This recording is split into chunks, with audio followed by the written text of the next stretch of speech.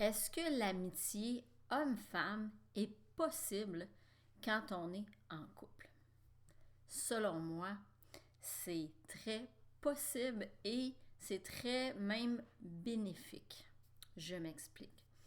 Alors, premièrement, lorsqu'on a la confiance, lorsque dans notre relation de couple, la confiance est présente, la communication est présente, l'authenticité est présente, on peut avoir des amis de sexe opposé, avoir des désirs parfois pour des gens à l'extérieur de notre couple sans fragiliser notre couple parce que on ose se dire, on ose en parler et on ose rassurer l'autre.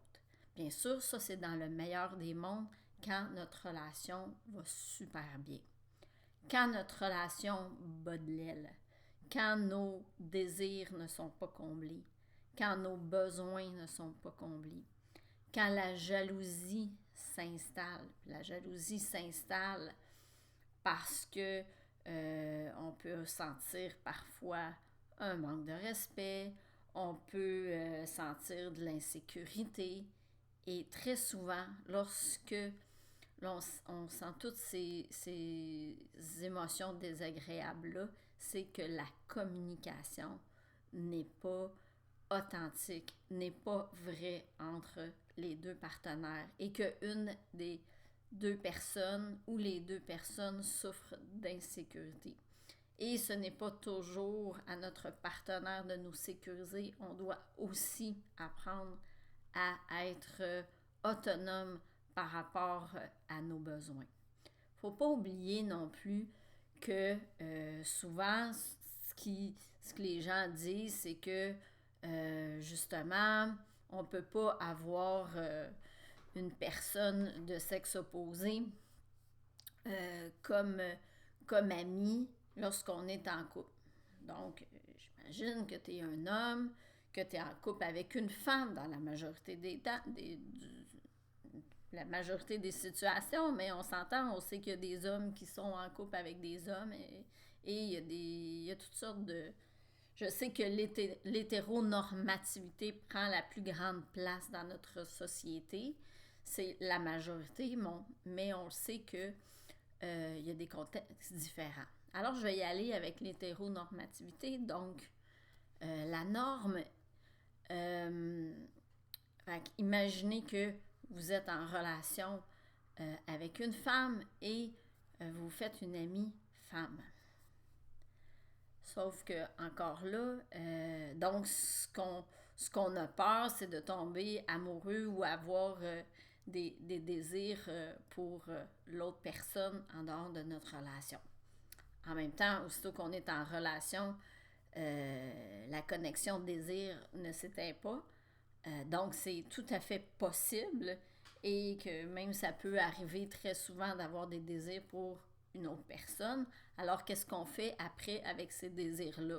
Est-ce que on prend nos pulsions et on va vers l'autre? Bien, c'est à nous de choisir qu'est-ce que l'on a établi comme critère de relation avec notre partenaire.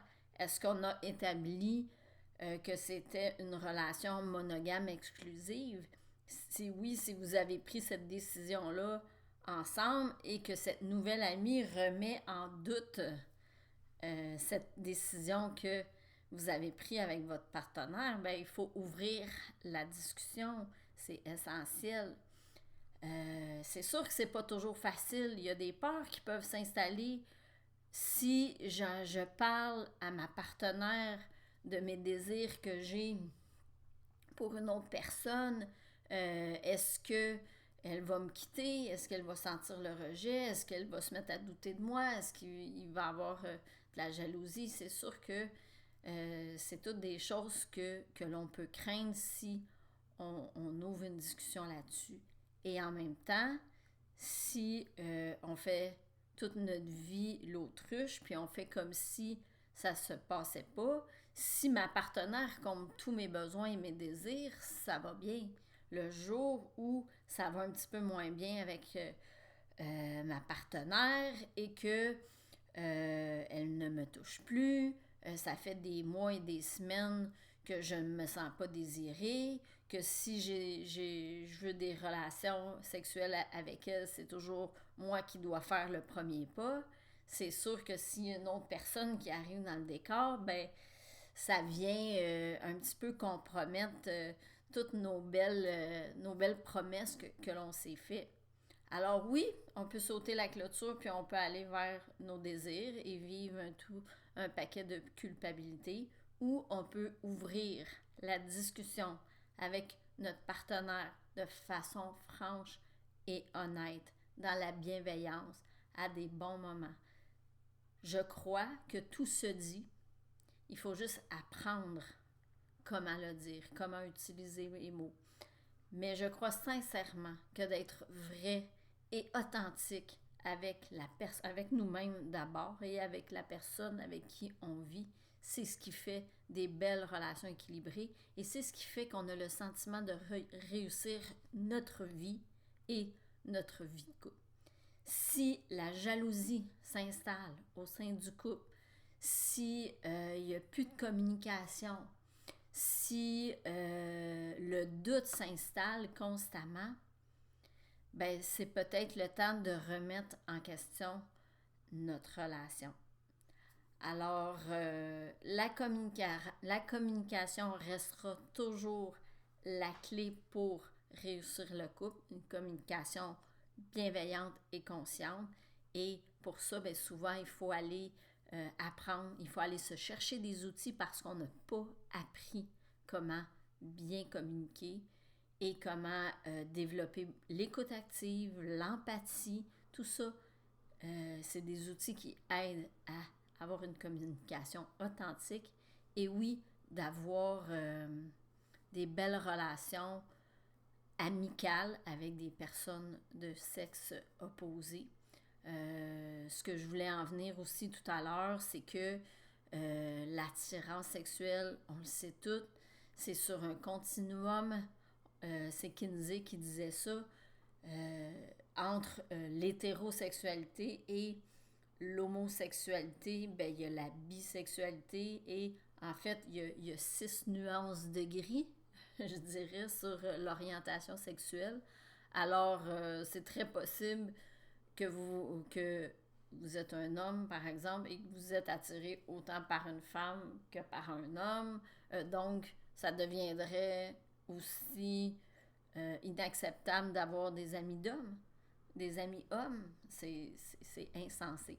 Donc, oui, moi, je crois sincèrement que c'est important d'avoir des amis, peu importe leur genre, et que si la communication est bienveillante, si la communication, si on est authentique avec notre partenaire de vie, ben, c'est tout à fait possible et on a tous à sa portée, hommes comme femmes. Alors, c'est Sylvie Collin qui vous dit merci et à très bientôt.